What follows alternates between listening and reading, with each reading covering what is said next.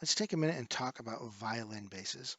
Now, the end-all be-all brand out there for violin basses is Hofner. They specialize in them. They make a wide range of them.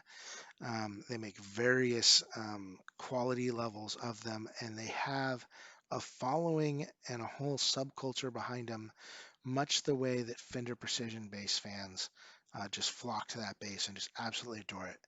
And every little change and every little quirk and new model that Fender comes out with is something new to add to the collection. Or Squire, um, the entry level line for Fender. Hofner is a lot like that, except for they don't have, unlike Fender, they don't have a Squire brand, right? Hofner, the entry level stuff, and Hofner, the actually made in Germany and not China stuff, are all the same thing. All fall under the same brand. So you got to pay attention to different series, and sometimes it's really a matter of turning around, looking in the back, seeing where it's made, um, just to know just how awesome it is. Now the Hofner fanatic can look at it and tell instantly, yeah, it's got upgraded pickups, it has this particular style of bridge. I can look at that panel and tell that it's got this type of electronics. I might exaggerate a little bit, but they can just look at it and know, yeah, that's this series, and that had all these extra things. So that means that it's definitely better than that series over there, but there's nothing wrong with that series over there either, right? Um, this one, I am told, was made at Hofner factory and was the same model as a model that was just above the Ignition series. I don't know if that's true, but price point wise, um, that would make sense. And the fact that you can hold it up to a Hofner and from that same series and just can't find any differences in them at all except for the branding. So let's, assuming that's true, and even if it isn't, these aren't in production anymore. So unless you were to buy mine, or the few hundred thousand or 1,000 or however many were made that are floating around out there, um, I don't know how many were ever made, but I'm guessing this bass is something of a rarity and oddity, given that the brand Giannini, a Brazilian company that had these made in China for them, no longer is doing that for this particular violin bass style. I think just you know largely because people looking for this type of bass probably wanted it to say Hofner. I'm assuming.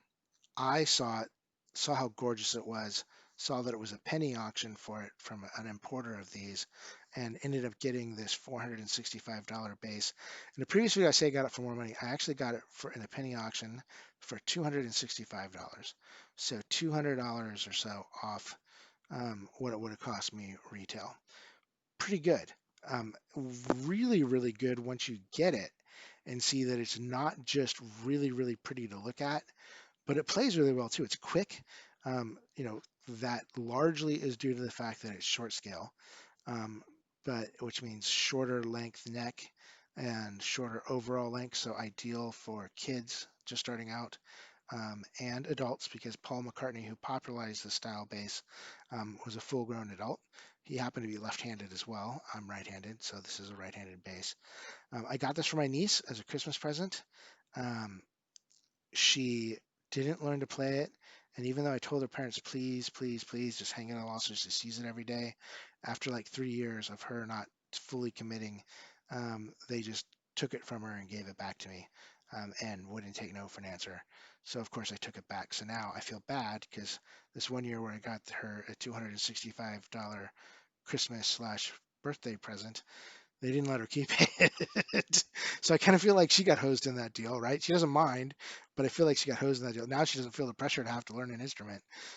So I guess maybe it's a little bit of relief. Let's talk about some things that I love about it. First, it's very fast, quick, easy to play because it's short scale. I already said that already.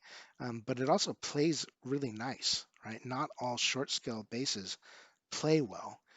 Some of them you can tell how cheap they are. You can tell they're just not fun to play, and they should be fun to play. They should be fast because that's a benefit of being shorter scale.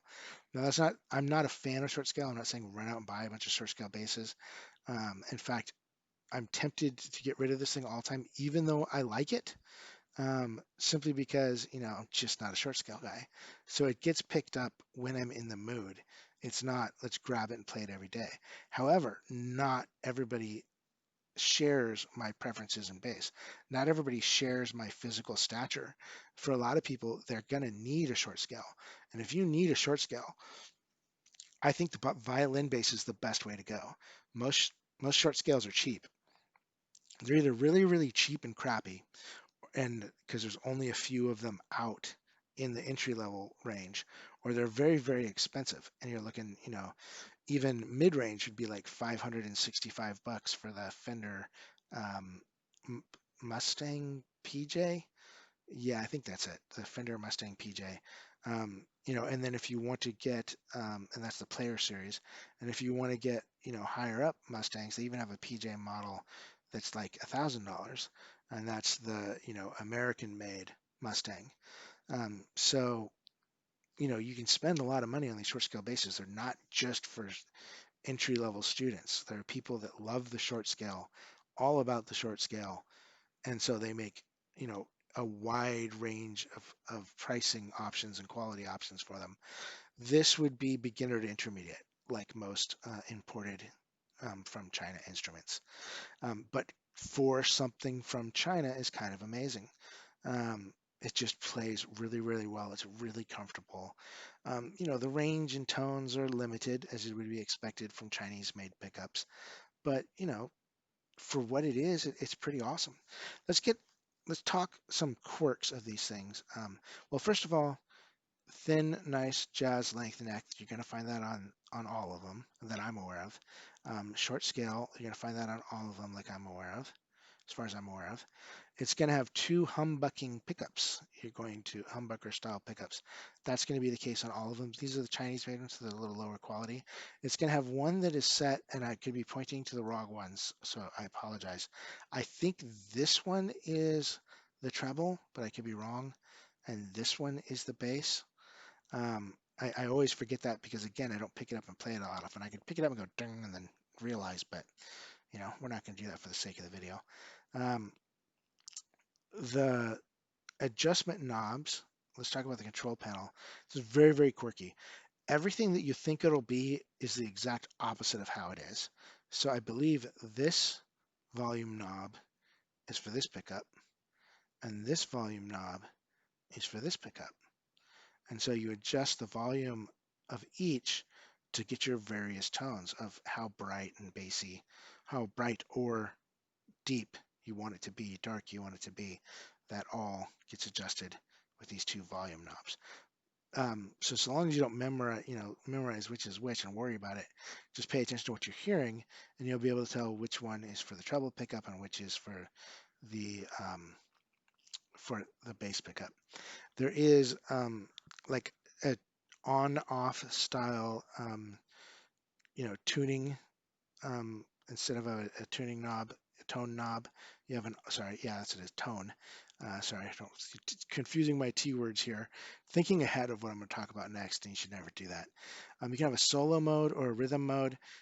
One is really bright, so basically it's on, and then when you turn it off, one is much, kind of more muted style tone. Solo would be bright, rhythm would be muted. Then there's a bass on, and then it doesn't say off, but off mode, and then a treble on and off mode. So if you have these both turned on, you're actually turning it off, and you'll get no sound out of it. So if it's not making any noise, your bass isn't broken. You just need to switch these knobs to the off position. Here's why.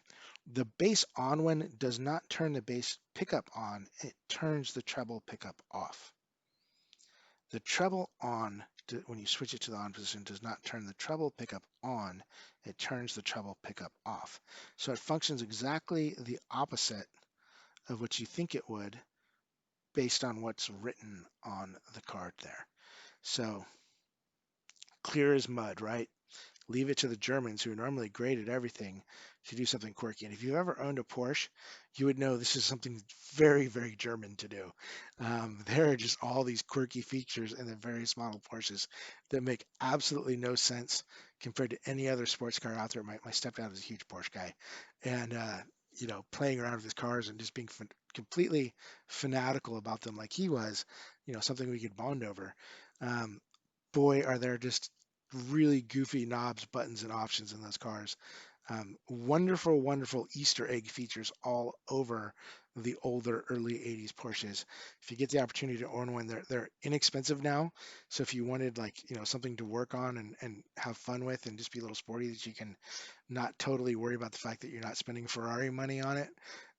There are a lot of early 80s, front engine Porsches that you can get out there that are really, really, really quirky.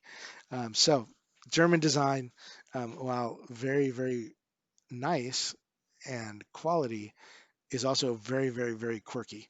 And this base is a great example of that. Um, let's talk about the old school bridge. It's kind of a combination, this saddle and bridge thing here. The saddle is very, very pretty. Very, very pretty. I hope I'm using the right word for that. Very, very pretty. Some of them come with really intricate designs from those Hofner's various models.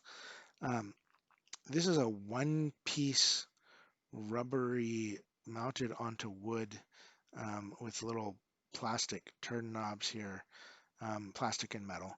And it raises by each side, each knob raises and lowers it all at once, or raises your bridge all at once. And it's sort of held into place, all into place with the tension of the strings too. So if you want to raise it, you need to, just to be forewarned, loosen your strings, raise it, tune it back up. If you're trying to adjust your action, action is the height of the strings above the neck and deck. If you're trying to make some tuning things there, that's important to be aware of. You need to do a little bit. If you're backing it off, you don't need to loosen them. They're going to get loose enough when you back it off. Um, bindings, that's what they call those. I hope I'm using the right word. That's the only one I own that has it. I know they do them with Rickenbackers. They put these, full bindings on the sides and on the neck. Kind of pretty. To adjust the truss rod, this little cover plate up top comes off. So even though the neck is glued and not bolted on, and it almost looks like it's one piece, I don't think it is, but it's glued and bolted on. That's okay. You still have truss rod adjustments. Just remove these three screws, remove the plate, adjust it, and then put the plate back on there and screw it back in. The tuning pegs will be of different materials. So they're, on these particular violin bases, it's always going to be this 4 style, and the shape of the head will be different based upon your brand. This is Giannini's logo. Some quirks, just kind of, showing how great a condition she kept it in. Never got played. I only found one little tiny ugly mark, and it may have even come with it in shipping. Who knows? Like I said, the bindings on there on the body.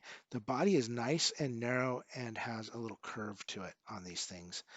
So I'm not a fan of acoustic electric basses because they don't get loud enough, for one, to play side by side with an acoustic guitar sitting around the campfire, but they get drowned out by that other instrument. And even in a room of crowded people, there's no way they're going to hear it over their talking, right? So it's not really for performances. It's just the acoustics there for you to practice with, and that benefit of that, not having to use a bass, well, you can use, the plug-in headphone amps. You can play through your laptop with headphones. You can do all sorts of things. In this day and age, it just doesn't make sense. This is kind of sort of like an acoustic electric guitar in that it still has the hollow body, but it's thinner. But there's no hole, right? So it's a semi-hollow body where there's a cavity inside there that resonates the sound. And it's kind of cool because you could practice on your own, right? And hear all the notes without being plugged into an amp or into your laptop, so you're not disturbing your parents, playing through an amp. Or, if you don't have a laptop on you, no problem, you can still practice. Your laptop battery dies, no problem, you can still practice. Um, but um, instead of having a really thick body like most acoustic electric guitars, it's fairly narrow. And the curve of it, especially with my gut, sort of tilts it, because I'm a little heavy set, it tilts it out. So it's easier for me to see the strings and play just naturally. I'm not supposed to be looking down at the strings, but when I want to cheat, because again, I'm adjusting from full scale to short scale, so there is a little bit of an adjustment there. It's not that big of a deal. And I will say that playability of this thing is excellent. For some reason, I had a lot of trouble in the past switching from long scale to short scale. There was just a huge adjustment period. It's much minor and less switching from my jazz bass to this. Despite the difference in neck length and all the differences there, something about them has a similar and familiar feel to them. What else can we talk about? A little close-up picture of this particular model. Again, this is just showing off what I have and describing a particular style of bass that you may enjoy. Of the short scales, this is far and away my favorite if I didn't already say that. Everything's sort of old school style and kind of pretty, right? You can see the shape of all that. It's trying to emulate that, 60s Paul McCartney bass as best they can. A little close up of those Perloid tuners. So anyhow, that is my Giannini GB-4V. I've seen it with a V and without. V stands for violin. Bass in red. Super sexy, super fun to play, very quick. I think you're going to get the same quality and experience, and I think the comparison over to the Hofner series is very real. And this is a great bass. Therefore, I have absolute confidence to believe that the Hofner series will be a great bass as well. So if you're thinking about running out and buying a violin bass, you're probably not going to find this one. If you can, great, get it. It's awesome. But if you can't, no worries. A Hofner will do the trick just fine. Thank you for watching. Please like, share, subscribe. All three help us out considerably.